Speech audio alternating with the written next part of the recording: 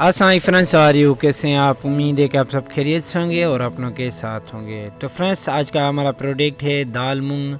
पेशावर की दाल है, इसकी होलसेल और रिटेल प्राइस आपको रिव्यू करके बताएंगे। तो फ्रेंड्स, आपको पता ही है कि मेरा चैनल एक इन्फॉर्मेशन चैनल है, ऑनलाइन बिजनेस नहीं है, सिर्फ आपको प्राइस की इन्फॉर्मेशन बतानी है।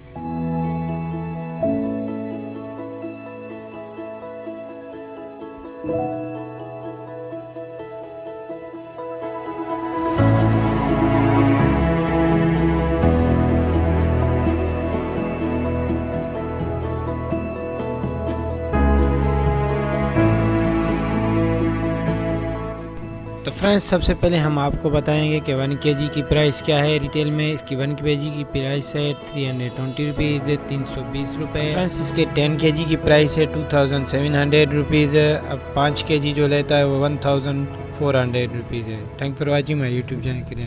डेली प्राइस की अपडेट के लिए आप मेरे यूट्यूब चैनल को लाइक और सब्सक्राइब करें और बेल आइकन जरूर प्रेस करें, बेल आइकन ऑल करें ताकि जो भी न्यू वीडियो मेरी अपलोड हो आपको नोटिफिकेशन पहुंचे।